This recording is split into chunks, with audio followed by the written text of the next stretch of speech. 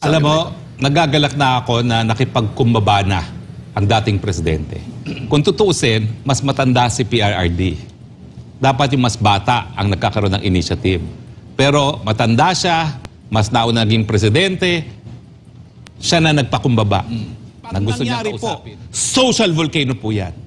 Like we have not seen before. At nagbanta na po niyan yung sarili niyong kapatid na ayaw niyo naman pakinggan. Mr. President, kung anong ginagawa ng inyong mga kalyado sa Kamara, bakit ko sinasabi galing sa Kamara yan? Eh yung gusto nilang baguhin sa ating saligang batas ay yung provision kung paano ang Kongreso magpo-propose ng pagbabago sa saligang batas sa taong bayan. Ito nga mga kababayan, bago natin ituloy ang video na ito, kung bago ka lang sa aking YouTube channel baka pwede makahingi ng like at subscribe at click mo na rin ang notification bell para updated ka sa aking nilalabas na bagong video. Salamat po. Attorney, balikan ko lang yung naitanong ko kanina tungkol po dito sa pahayag ni dating Pangulong Rodrigo Duterte na handa itong makipagpulong kay Pangulong Bongbong Marcos kaugnay nga sa ating network, itong SMNI at maging ang kanyang programa. Basahin ko lang yung kanyang sinabi, nadali yung aking gikan sa masa para sa masa, isali ko na lang yung akin because importante sa akin yon. I do not want to confront the president but rather I'd like to talk to him indirectly kung bakit ganoon. As far as I am concerned, I have not crucified him, not even criticized him severely, maybe commented on the directions that the government is proceeding. Pero sinagot din ito ng Presidential Communications Office, sabi ni Secretary Chiloy Garafil, President Marcos is always available to former President Duterte. The President will contact him now to ask if he wants a meeting. Ano masasabi? Alam mo, nagagalak na ako na nakipagkumbaba na ang dating presidente. Kung tutuusin, mas matanda si PRRD. Dapat yung mas bata ang nagkakaroon ng initiative. Pero matanda siya, mas nauna naging presidente, siya na nagpakumbaba. Na gusto niyang kausapin tungkol sa SMNI itong ating presidente. At dapat naman kausapin. Bakit? Ang NTC po, nasa ilalim ng Office of the President dahil executive branch of government yan. Yes, nasa ilalim po yan ng DOTR, attached agency ng DOTR, pero ang transportation ay sa ilalim pa rin ng presidente as chief executive ng executive branch of government. So lahat ng gawain ng NTC, gawain ng ekutibo. So ayan po, nagpakumbaba na si Presidente Rodrigo Roa Duterte. Siguro naman, sapat na yon para kayo makapag-usap. Na maklaro na po once and for all, hindi lang yung issue ng SMNI, kundi yung issue rin ng ICC. Dahil PBBM, sabihin ko sa inyo, pag kayo'y hindi gumalaw para pigilin ang ICC sa pag-iimbestiga sa Pilipinas, magagalit ang taong bayan. Dahil dadating po sa punto yan na mag-i-issue ng warrant of arrest laban kay Presidente Duterte at kay Vice President Sara Duterte. Pag nangyari po, social volcano po yan. Like we have not seen before. At nagbanta na po niyan yung sarili niyong kapatid na ayaw niyo naman pakinggan. O kung ayaw niyo pakinggan, ako na po magsasabi niyan. That is a social volcano waiting to erupt. So, sana po, kunin na natin itong pagkakataon na mag-usap ng mabuti, ng malinaw-linaw. Huwag na po kayo makinig sa mga miron, sa mga marites. Ayan na po, it came from the horse's mouth. Wala po siya kinalaman sa D-Stab. Sa tandang niyang yan, at sa katotohanan na wala na siya sa puder, sino pa makikinig sa kanya? Alam ko po ang feeling niya na minsan di kayo nasa puder at ikaw wala na sa puder. Wala na po talaga makikinig sa iyo pag wala ka na sa puder.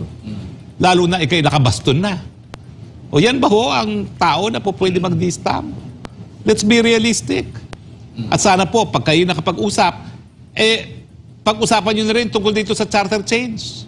Alam nyo ba ho, Mr. President, kung anong ginagawa ng inyong mga kalyado sa Kamara? Bakit ko sinasabi galing sa Kamara yan?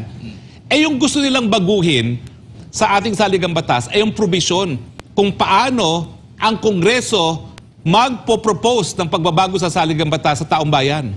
Sa ngayon po, kapag ang piniling pamamaraan ay yung Constituent Assembly, kung saan ang Kongreso mismo magbibigay ng mga proposed amendment, kinakailangan voting separately ang Kamara at ang Senado. Bakit?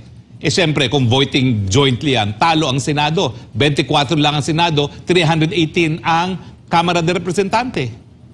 So, aminin man o hindi, bagamat ang nakikita natin mga larawan na kumakalat sa social media, ay itong si dating Congressman Garbin na kabahagi ng Ako Bicol, na pinamumunuan ni, Zaldico, na chairman ng Committee on Appropriation, napakalapit kay Speaker Romualdez. Hindi ka naman po pwede maging committee chairman ng appropriation na pinakamalaking pondo ang hawak kung hindi ka malapit sa speaker.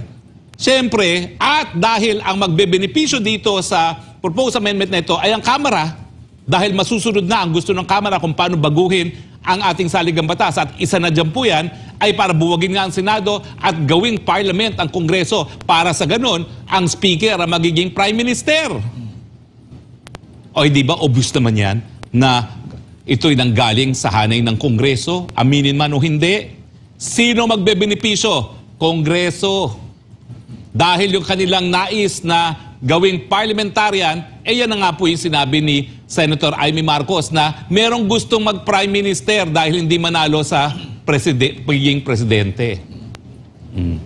Alam mo, binababoy nila yung konsepto ng People's Initiative. Alam mo, yung provision na yan ng People's Initiative, kung saan ang taong bayan mismo ay pwede mag-propose ng pagbabago sa saligang batas at ang batas sa pamamagitan ng 12% per district na pirma ng taong bayan, yan po ay dahil gusto nating i-institutionalize ang people power. Yung kapangyarihan ng taong bayan na magdesisyon sa kanilang tadhana. Yan po'y kinopya naman natin. Lalong-lalo na doon sa Switzerland. Na talaga ang Switzerland, kapag sinabi ng tao, pati proyekto ng gobyerno, may isang tulay doon na nakabinbin, hindi natapos, dahil sabi ng taong bayan, ayaw naman ituloy. Sinusunod ng gobyerno. Dapat ganyan naman talaga sa demokrasya. Binababoy pati yung konsepto ng People's Initiative. Hoy! Kaya nga ang tawag dyan, People's Initiative. Dapat magaling sa taong bayan. Hindi dapat nanggagaling sa mga politiko na nais makinabang sa pagbabago ng saligang batas. Kung gusto mo maging presidente, gawin mo ang tama na maging popular ka, na manalo ka sa eleksyon bilang presidente. Hindi sa pamamagitan ng pagbabago ng saligang batas dahil alam mong kaya mong maging prime minister. Di ba? Bakit? I-deny nyo pa ba yan? Ayun. Kaya ngayon ang tanong, hindi po yung People's Initiative. That's a congressional, a speaker's initiative. Pangalawa, saan galing ang pondo dyan? Napakamahal niyan. Kukuha ka ng 12% na boto kada distrito. There's 65 million voters. 6.5 plus kalahati ng 6.5. Ayan na naman tayo. 3.25. So magkano yun? Magkano yun? 6.5 at saka 3.5, more or less, 10 million pirma ang kinakailangan. Saan mo kukunin ang pondo para lang mag-organize, kumuha ng pirma dyan? O ano ngayon ang nasa social media? Una-una, nagbabayad daw 100 pesos. 100 pesos times 10 million. Magkano gagastusin nyo yan? Idagdagan mo lang ng 2 zero yung 10 million. Magkano na yun? Tama ba? 1 billion. 1 billion, tama. 1 billion! Saan kukunan 1 billion? Busisiin natin ngayon ang budget ng Kamara. Tignan natin yung kanilang extraordinary expenses. Diba? Yan yung mga kahit anong kadahilanan pwede nilang paggastusan. Diba? Sabi nila wala silang confidential and extraordinary expenses na meron naman. Dyan ba i-charge yung gastos dyan? 1 billion? Pero ang punto doon, ba't nyo bababuyin? Hindi naman nanggagaling sa hanay ng mga mamamayan yan. Number 2, bakit kayo bumibili para sa pirma? Miski yung mga dating pirma sa panahon ni FDR, sa panahon ni GMA, walang napapabalita na nagbo-vote buying. Ito, signature buying. At kung hindi naman signature buying na 100 pesos, ang nasa social media ngayon at pinatutuhanan ng mga mayor na kakilala ko, pinapipirma, akala ng mga porbing pumipirma, ayuda. Yung pala, charter change na. Bakit linilin lang din ng taong bayan? Ganyan na ba kayong kadesperado? Lahat po yan, nakuha ko as feedback galing po sa mga lokal na opisyales. Ako naman po naging kongresista, naging presidential spokesperson, so marami rin akong kakilala ng mga mayor dyan. Sila nga yung padala sa akin. Form. Nagsasawa na nga ako, dami na sa akin nagpapadala mga mayor. Ang akin sinasabi, manindigan po tayo. Dahil hindi po yung People's Initiative. Yan ay initiative ng mga gahaman sa kapangyarihan na binababoy ang ating konsepto ng People's Initiative. Attorney, bakit hindi na lang kaya buksan ito ang usapin sa Kongreso? Kasi talo sila. Hindi eh. For as long as the Senate will vote separately, hindi sila papayag na bubuwagin ang kanilang mga sarili. Pero ang problema din kasi nito, na ipapaliwanag ba ng husto sa taong bayan kung ano yung sinasabing kumakalat ngayon sa social media na pinapipirma na kasi pwedeng basahin tapos pirma lang agad without yung tamang kaalaman na ipaparating ba sa publiko. Bakit hindi na lang kaya na kung hindi man mabuksan ang deliberasyon, kahit publicly na lang na mabanggit, di ba? Unlike sa naalala mo dati yung nag-ikot talaga yung ilan sa mga proponent nitong federalismo, nagkaroon talaga sila ng mga pagpupulong, mga convention para maipaliwanag ng husto yung layunin ng kanilang isinusulong na federalismo. Pero kung ganito na bigla na lang may pinapipirma, parang hindi proper na may paliwanag. Kaya nga nung panahon ni GMA, napawalang bisa yung pirmawan na tinatawag ko. Sino ba yung naging Cagayan na processing zone administrator? Siya yung nanguna doon sa unang pirma eh. Sinimulan ata yan panahon pa ni FVR eh, no? Pero napawalang bisa yon.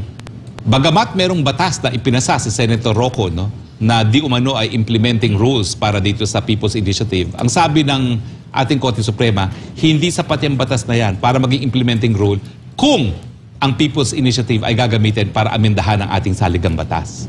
Yan po'y sang-ayon sa desisyon ng Korte Suprema sa isang kaso na si mismong Miran Defensor Santiago naghain. O yan ang desisyon.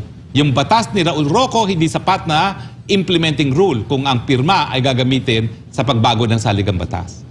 Yan sinasabi mo na hindi in-explain sa taong bayan. Yun ang problema.